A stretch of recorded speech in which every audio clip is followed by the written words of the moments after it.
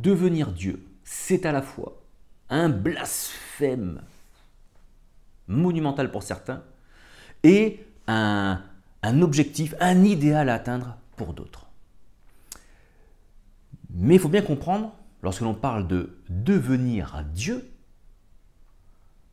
qu'est-ce que ça veut dire? Parce que c'est une phrase, c'est un slogan qui a émergé ces dernières années dans les mouvements New Age, psychophilosophicaux, bien-être, pleine conscience, tous les trucs un peu bien-être, machin, relaxation, machin, où on te parle de deviens ton propre Dieu. Hein, sois Dieu, libère le divin en toi. Et derrière ces choses-là, on se rend compte qu'il n'y a aucune spiritualité. Non. Non, il n'y a que de la psychologie. Alors, non pas que la psychologie ce soit du caca. Pas du tout.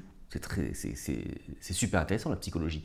Néanmoins, cette, je ne sais pas si on peut appeler ça une mouvance, cette croyance, cette mode, entre guillemets, du divin en soi, de devenir son propre Dieu, dans certains mouvements, ça se résume à quoi? Ça se résume à accepte ton ego. Voilà, tu as eu ta construction par tes expériences de vie, ça a fait ton ego, machin.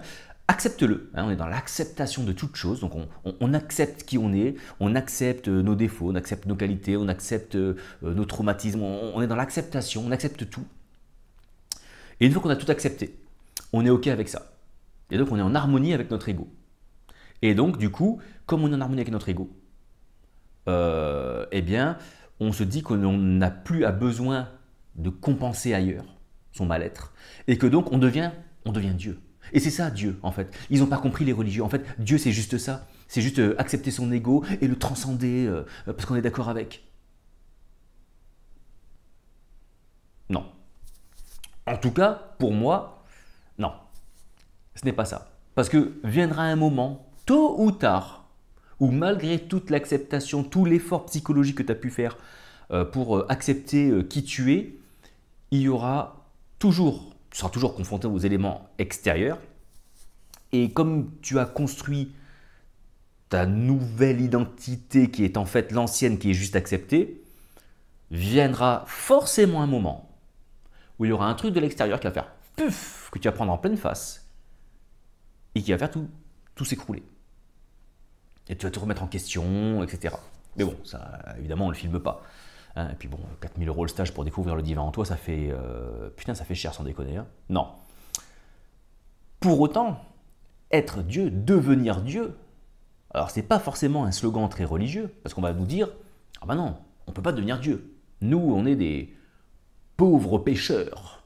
Nous sommes des miséreux, des gueux, des sbires, des mendiants. Mais qui sommes-nous? Qui sommes-nous pour nous prétendre être Dieu? Pour autant, on a des personnalités pendant toute l'histoire du christianisme, de l'islam, du judaïsme, du bouddhisme, de l'hindouisme. Oui, je sais, vous n'aimez pas le bouddhisme et l'hindouisme, mais c'est comme ça. Hein, à un moment donné, il y a d'autres civilisations qui ont réfléchi aussi et qui ont eu des révélations aussi. À un moment donné, il va falloir l'accepter, ça. Hein. Bon, on est d'accord. Et donc, dans ces traditions-là, bon nombre de personnes ont exprimé déjà cela. De ne faire qu'un avec Dieu. C'est la fameuse union mystique. C'est le nom généralement que l'on retrouve pour parler de ça. Généralement, très généralement, dans... Allez, on va dire 9 cas sur 10, ces gens-là sont excommuniés de leur tradition, de leur institution dans laquelle ils étaient. D'accord? Parce que... mais si tu deviens Dieu, du coup, on sert à quoi, nous? Ben, tu vas servir aux autres à devenir Dieu aussi. Mais bon, c'est un autre débat, c'est un long débat. Ce qui pose problème quand on dit ça, devenir Dieu, quand on l'aborde d'un point de vue, on va dire, spirito-religieux, je sais pas si ça se dit, c'est pris pour de l'arrogance. C'est pris pour... mais pour qui tu te prends, dis donc. Et tu peux pas être Dieu. D'accord? cette réflexion-là, de dire c'est pas possible, ce n'est pas, c'est même pas biblique, c'est pas l'enseignement de Jésus, on va voir. On ne peut pas être Dieu parce qu'on est des pécheurs, on est des malheureux, des pauvres, etc. On ne fait que pécher, donc il faut se confesser, il faut faire du travail sur soi, il faut s'améliorer de jour en jour, il faut demander pardon, il faut prier. Oui, alors c'est sûr que quand tu es dans le concept que Dieu est en dehors de toi, que c'est une puissance qui est au-dessus de toi, forcément de là où tu es, tu as du mal à imaginer que tu puisses faire un avec elle. Parce que du coup, eux, c'est pas faire un avec elle, c'est la rejoindre et lui prendre sa place.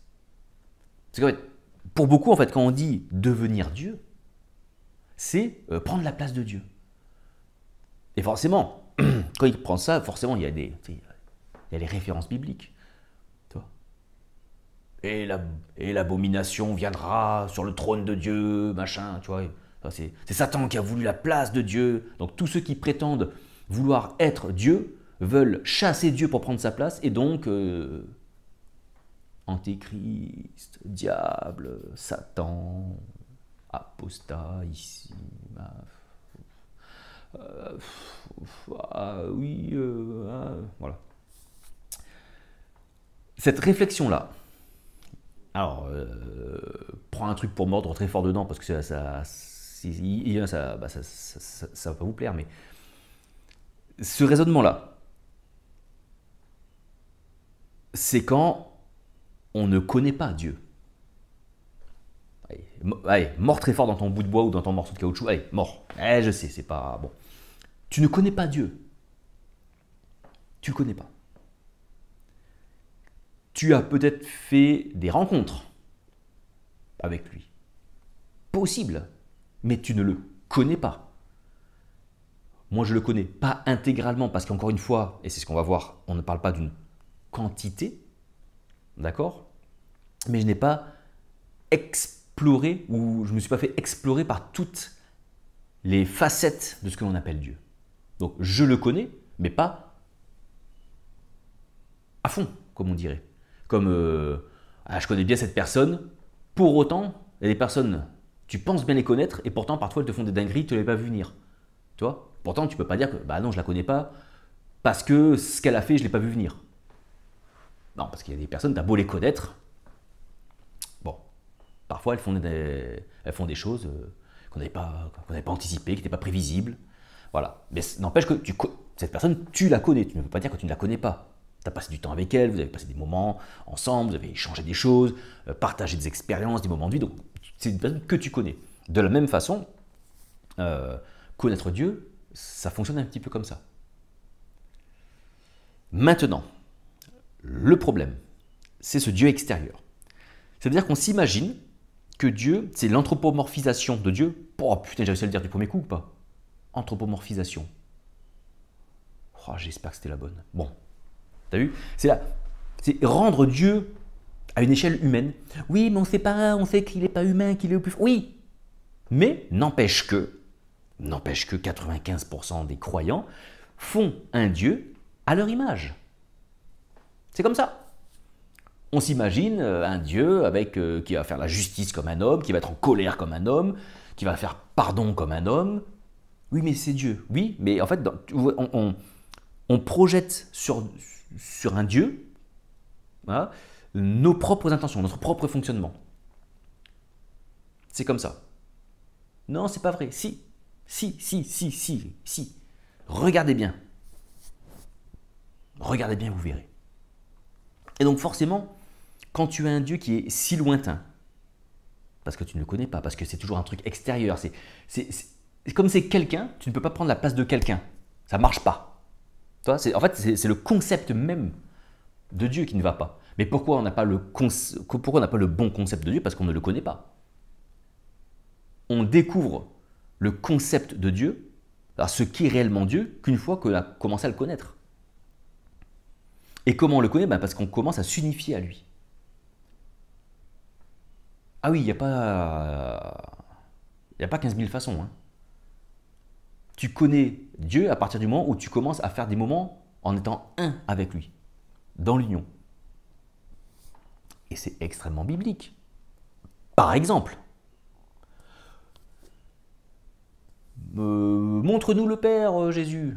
Mais vous le voyez, vous qui me voyez, car le Père et le Fils ne font qu'un. Le Père et le Fils ne font qu'un. Le Fils, si tu veux, c'est l'incarnation du Père. Mais en fait, c'est quoi? C'est une seule et même chose. C'est juste qu'elle s'exprime d'une manière différente. C'est... comme... Ah, j'en ai fait des métaphores déjà. C'est comme si je te disais l'eau et le glaçon, c'est pas la même chose. Ah ben, le glaçon, c'est pas de l'eau, et l'eau, c'est pas un glaçon. Bah, l'eau n'est pas forcément un glaçon, par contre, le glaçon, c'est forcément de l'eau.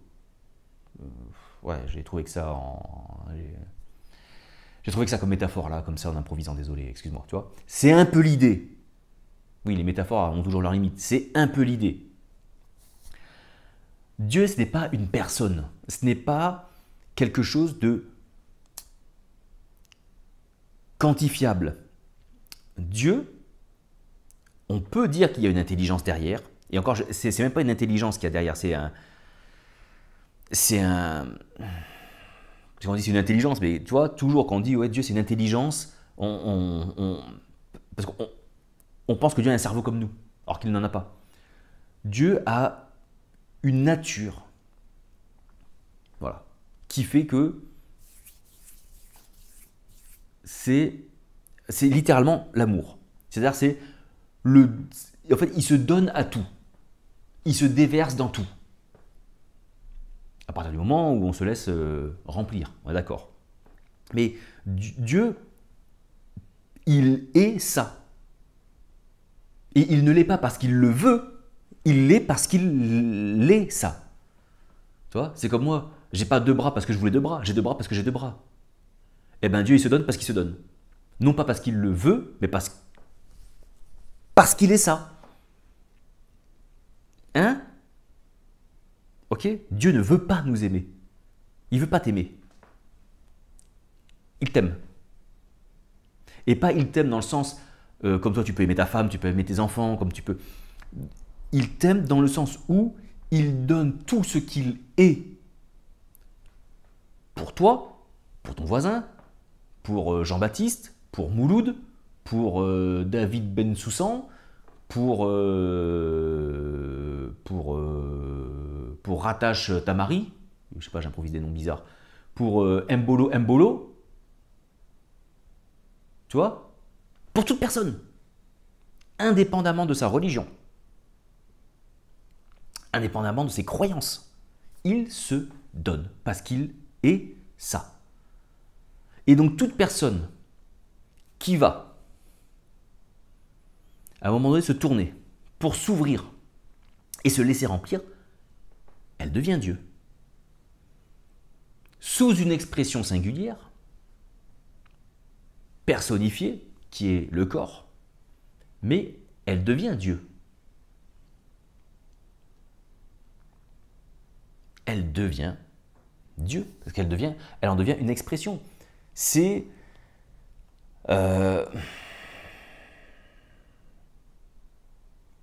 Dieu est un souffle. Ce n'est pas quelque chose de fixe. Ce n'est pas quelque chose qu'on peut remplacer. Parce que le but quand on parle de devenir Dieu, ce n'est pas le fait de le remplacer ou d'être à sa place.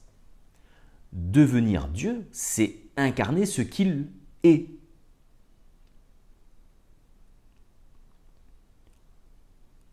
Pour certains, c'est impossible. C'est impossible, on ne peut pas devenir Dieu parce que Dieu c'est Dieu, nul ne peut être Dieu. Mais c'est ne rien comprendre au truc.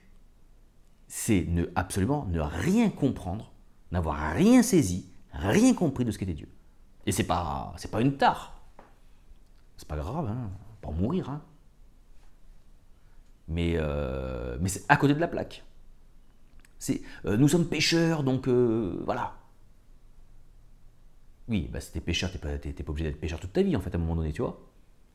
Alors, tu peux être confessé pour te faire du bien. Oui, parce que c'est pour se faire du bien qu'on se confesse. C'est pour se faire du bien qu'on se confesse. Parce que lui, Dieu, il s'en fout. Oui, parce qu'il donne, parce qu'il est. Donc en fait, il ne s'arrête pas de donner. Tu vois, il ne va pas se dire, ah, attends, lui, il a fait de la merde, hop, j'arrête de donner, c'est bon. C'est bon, il a fait ses machins, c'est bon, il a pris la punition, c'est bon. Allez, je me redonne à lui. Non. Parce que là, on se fait encore un Dieu à notre image, toi, qui réfléchirait. Dieu ne réfléchit pas. Dieu, il réfléchit pas. Il n'a pas de cerveau. Il est juste dans le don. Et nous, tout ce qu'on a à faire, c'est le saisir et le ramener à soi. Et comment on fait? En s'abandonnant. Parce que nous, en fait, ce qu'on ne voit pas, c'est qu'on a nos mains. Notre conscience, qui est un peu la main spirituelle, je sais pas si... Tu vois, et qui ne fait que capter par les sens tout ce qui est à l'extérieur, tu vois. Oh, de la Bible, des prédications de pasteurs et de prêtres, oh, des vidéos YouTube sur la religion, sur l'Apocalypse, sur l'interprétation des livres de... Tu vois. Et elle fait ça, la confiance. La conscience, elle mange comme ça. Et à un moment donné, on abandonne. On fait la grève de la faim. On jeûne.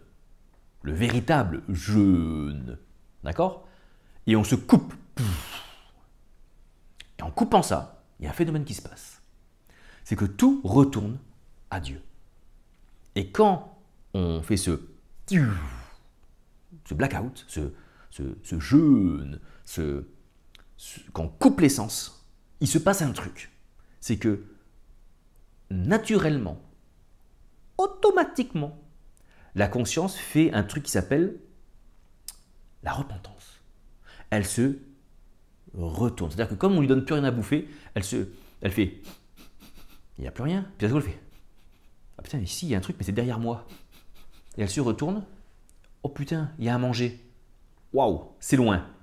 Et là, crac, rac, rac, rac, rac. Et là, elle tire, et elle part, et elle va saisir.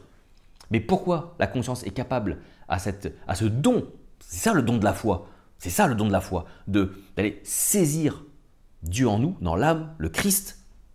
C'est parce que elle s'est abandonnée à tout ce qui était la matière. Pour autant, elle ne se détache pas de la matière. Puisque tout ce qu'elle prend de Dieu à l'intérieur, elle le ramène, elle le remonte ou elle le redescend, ça dépend comment on voit les choses, pour le glorifier, l'incarner, le rendre visible extérieurement ce qui est intérieurement.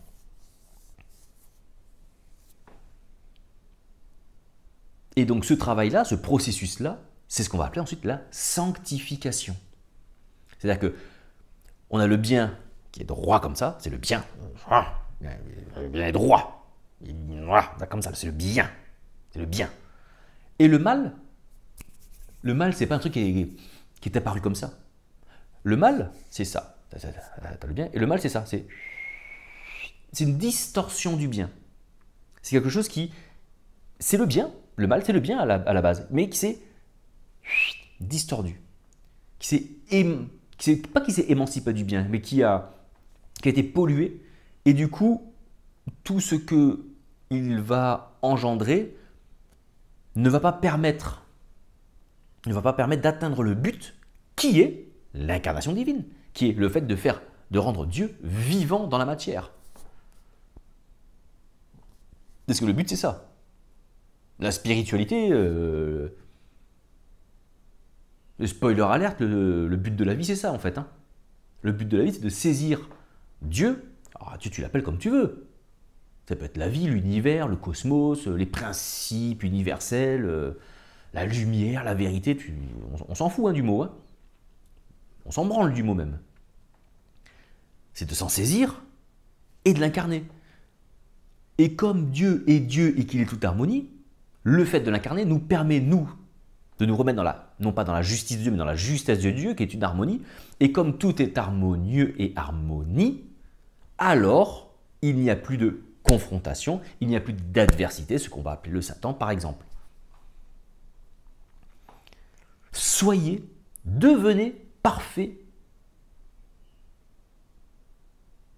comme votre Père. Voilà un enseignement un petit peu bizarre. pour des pêcheurs de moules, ou de sardines, ou de goujons, ou de maquereaux, tu pêches ce que tu veux. C'est quand même bizarre ça. Devenez parfait comme le Père. Alors si tu me dis, oui, on est pécheurs et on se confesse, on fait du mieux qu'on peut, donc tu comptes sur tes propres forces pour y parvenir.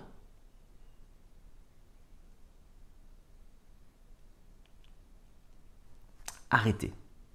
Posez vos armes, littéralement. Arrêtez, posez vos armes, pose, arrête, stop, arrête. Connais que je suis Dieu.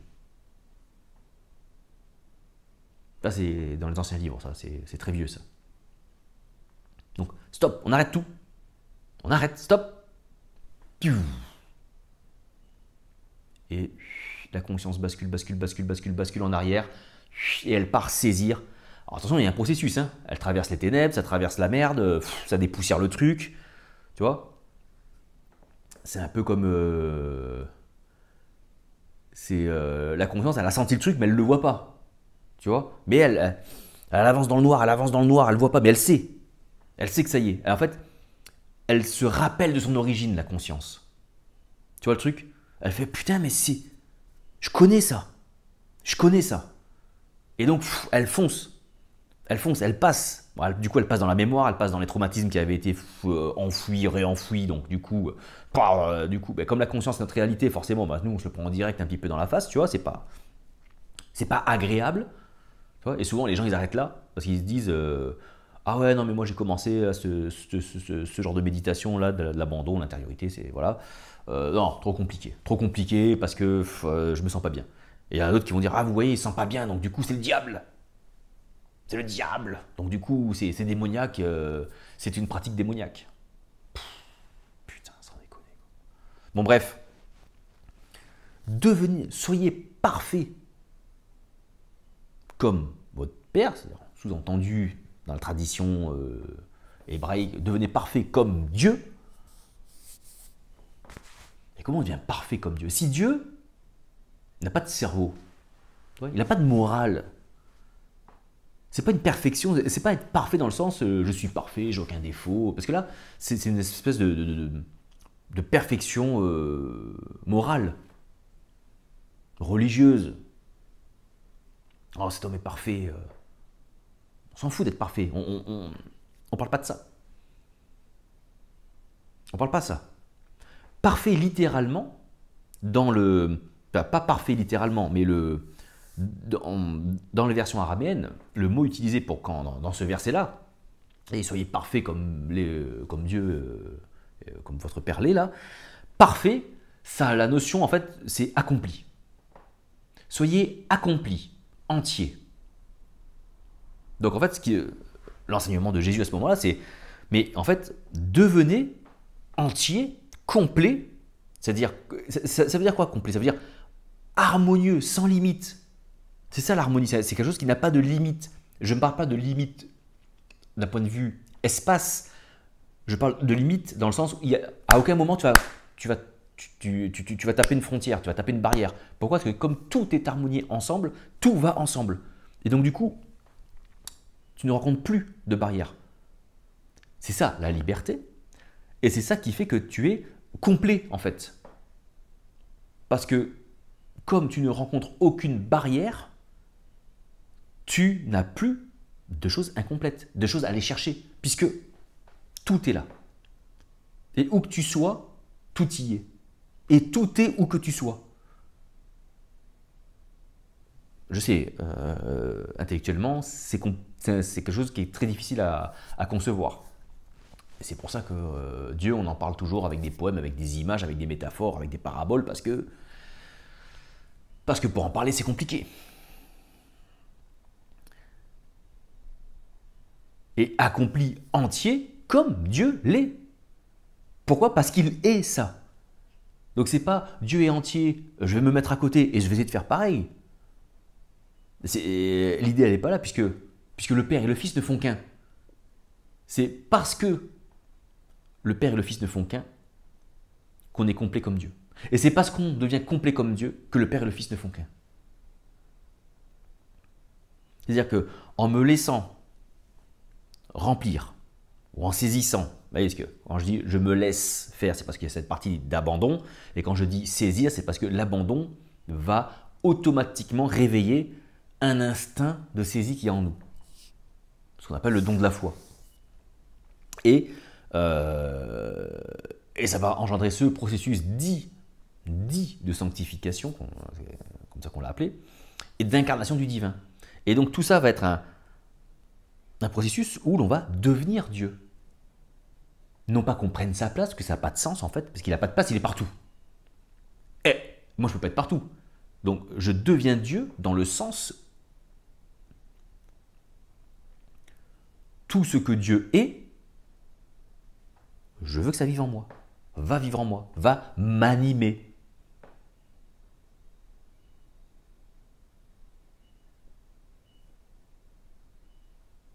Va m'animer, va s'incarner, va prendre chair, va prendre ça va se matérialiser. Pourquoi ? Pour que Dieu soit vivant dans le monde. Pour que Dieu soit vivant dans le monde, il faut qu'il descende dans la matière, sinon ça reste une idée, un concept, très original. Mais ça reste un concept. Il faut que ça soit pratico-pratique, il faut que ça rentre dans la matière. C'est pour ça que quand on dit que la nature est Dieu, oui, la nature est Dieu. Tout ce qui est dans la nature est de Dieu. Même les trucs pollués, c'est de Dieu. Parce que qu'est-ce que c'est que les trucs pollués ? C'est une distorsion de ce qu'était la nature. On a utilisé tout plein de choses que l'on trouve dans la nature, on n'a rien créé en fait. On n'a rien créé, on a juste... Tout ce que l'on dit avoir créé, en fait, c'est juste des assemblages de produits qui existent dans la nature. Le nucléaire, on ne l'a pas inventé, c'est des choses qui existent dans la nature. Maintenant, qu'est-ce que l'on en a fait ? Dans quel but ? Ça, c'est plus ou moins discutable. Comment est-ce qu'on le gère ? Est-ce qu'on le fait bien ? Est-ce qu'on le fait mal ? Est-ce que c'est judicieux de le faire ? Est-ce que c'est pas judicieux ? Les produits chimiques, les polluants, les acidifiants, les nitrites, tous ces trucs-là, en fait, on n'a rien créé. L'homme ne peut pas partir de rien pour faire quelque chose. Il prend forcément des choses. C'est comme l'intelligence artificielle. L'intelligence artificielle, elle ne crée pas en soi. Ce qu'elle crée, c'est une synthèse. Elle va récupérer des informations sur l'Internet à une vitesse incroyable. Et pourquoi on dit que c'est une intelligence ? Parce qu'elle arrive à synthétiser toutes les informations et à les restituer sous la forme qu'on le lui demande. C'est ça l'intelligence. L'intelligence, c'est le fait de prendre des informations, de les rationaliser pour les restituer ou les incarner, les mettre en action dans un but défini. Voilà, c'est ça l'intelligence. Et l'intelligence artificielle, c'est ça. C'est la même chose que notre cerveau, à la différence que c'est un ordinateur. Voilà. Et donc, il peut réagir potentiellement comme un cerveau humain. Il ne pourra pas avoir des émotions... Si. Parce que les émotions, c'est quoi ? Les émotions sont ni plus ni moins qu'une réaction à une information qui vient réagir avec d'autres informations que l'on a eues avant. J'ai un fils, c'est une information. Tous les moments que je passe avec lui, que je nourris avec lui, ce sont aussi des informations ce sont que des informations qui vont créer, générer un certain amour, d'accord ? Et le fait que si jamais demain il se blesse ou lui arrive quelque chose, c'est une nouvelle information qui va venir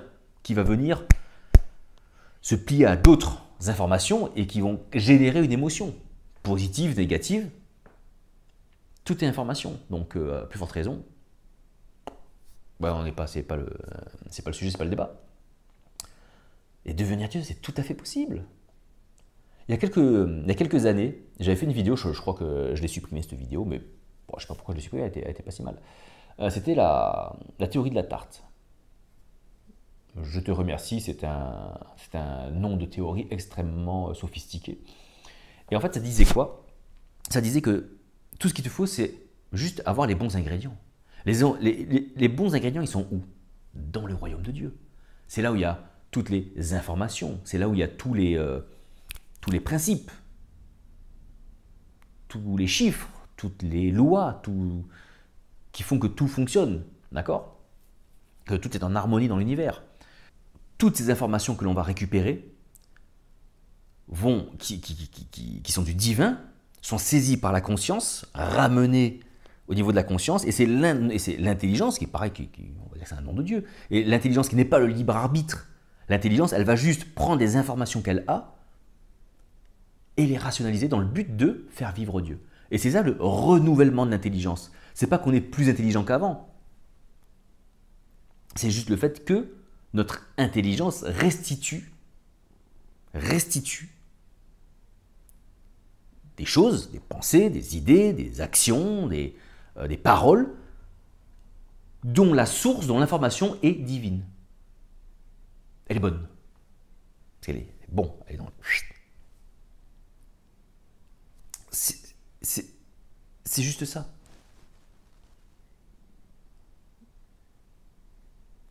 Et donc la théorie de la tarte, c'est ça. C'est-à-dire que j'ai les informations, c'est là où je voulais en venir. On a les bonnes informations, ça va être les ingrédients de la recette, si tu veux. Hein. Il faut de la pâte sablée, il faut de la crème, il faut du sucre, des fruits, si tu fais une tarte aux fruits, bon, je t'en fous. Une fois que tu as tous ces ingrédients-là, ils sont dans le four. Et tu as un temps de cuisson. C'est le processus. Maintenant, qu'est-ce qui importe? C'est le processus. Que tu sois au début de la cuisson, à la fin de la cuisson, oui, mais regarde, mais là c'est pas bon. Mais là c'est normal. C'est comme si tu disais à une tarte que tu vas la mettre dans le four, tu dis ah mais elle est pas cuite. T'es con quoi, évidemment qu'elle est pas cuite, je l'ai pas encore fait cuire. Mais on s'en fout, mais elle va le devenir, puisque de toute façon, tout y est pour qu'elle le devienne. Les ingrédients sont bons, la recette est bonne, puisque ce sont les informations divines, bon, t'as compris la métaphore. Et puis on va la mettre dans le four qui est ce processus, ce qu'on va appeler le Saint-Esprit, ce processus de sanctification qui va être ce mouvement de Dieu en soi. Et ça va forcément, il va rien se passer. À partir du moment où tu as les bons ingrédients et que tu as le bon process, ça va forcément donner la tarte que tu voulais. Donc ça sert à rien de gueuler parce que ta tarte n'est pas bonne, ou de dire ah mais regarde, on est des pauvres pêcheurs, on n'est pas bon, regarde, on a la pâte toute molle, on n'est pas doré, on est immangeable, on est de la merde, on est caca. Ben. Bon bah soit tu restes comme ça et tu te dis bah oui effectivement, t'es pas cuit. Hein, la pâte est molle, la crème est toute liquide. Oui, ben, on est dans le four. Ah non, je vais pas prendre la place de Dieu, moi. T'es con, quoi. Non, je vais me confesser, je vais prier très fort, et puis peut-être qu'à force de concentration. Donc, en fait, c'est des mecs-là, c'est des gens, ils ont une tarte, elle n'est pas cuite, ils restent sur le plan de travail, ils veulent pas rentrer dans le four, et ils pensent qu'ils vont réussir à cuire comme ça. Et donc, juste ce qui est bon, c'est quoi? C'est d'avoir les bons ingrédients, donc les bonnes informations que l'on va aller chercher dans le royaume de Dieu, et le bon processus, qui est forcément bon quand c'est Dieu qui le mène en fait. Puisque le processus de Dieu, c'est quoi? C'est le don, on en revient au début de la vidéo, c'est le fait qu'il se donne. C'est ça son processus en fait. Et comme il se donne, c'est comme se déverser, c'est ça qu'on va appeler Saint-Esprit, c'est ça qu'on va appeler le mouvement divin, c'est ça. Bon, voilà. Et donc forcément, ça amène au résultat final, qui est bon. Qui est bon pourquoi? Parce que la base de départ est bonne, ce sont les ingrédients, les informations sont bonnes, et le process est bon. Donc forcément le résultat est bon. Donc soit tu te vois encore comme une tarte à la cerise pas cuite, soit tu te vois comme la tarte cuite prête à manger, tout en sachant que tu ne l'es pas encore, mais tu ne te prends pas pour ce que tu n'es pas. Tu dis, en fait, je deviens Dieu, voilà, je deviens la tarte tatin, toi, ou tarte à la cerise qui va te manger. Je le deviens. Pourquoi? Parce que je vais incarner les principes, les informations, les lois divines. C'est ça, devenir Dieu. Et donc, je deviens Dieu. Et il y en a plein qui regardent cette chaîne qui deviennent Dieu. Pourquoi? Parce que vous êtes des dieux. Vous êtes Elohim, qui veut dire des dieux. Des expressions de Dieu. Oui, mais il n'y a qu'un Dieu. On n'est pas Dieu, on est des enfants de Dieu. Alors ça c'est le truc aussi. Hein. Ou des hommes de Dieu. Non, des hommes selon le cœur de Dieu. Ouais, ouais, on a un peu plus des slogans, quoi. Des hommes selon le cœur de Dieu, être une femme selon le cœur de Dieu, être un homme de la parole, être enfant de Dieu. Mais surtout pas Dieu.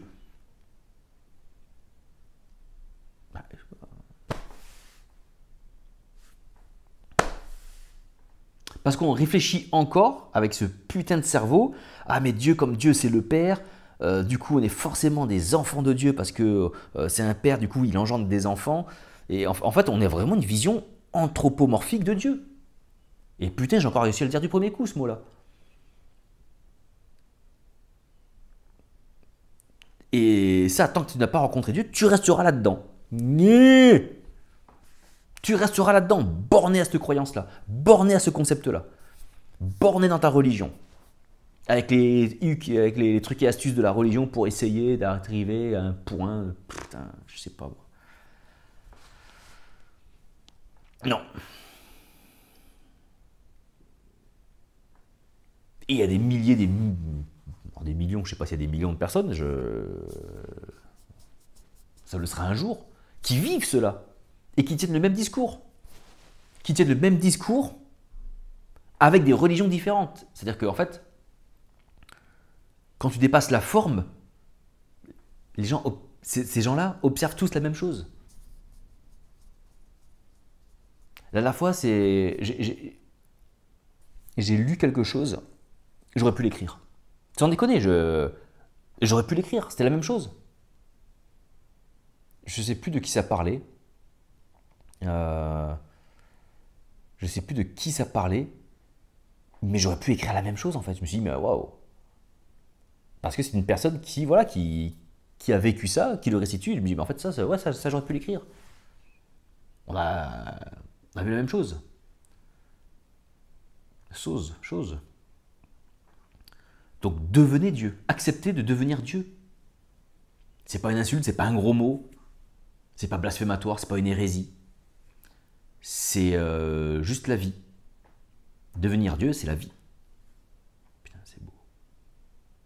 Sur ce, merci pour votre attention. Je vous dis à très bientôt pour un prochain partage. Ciao, ciao.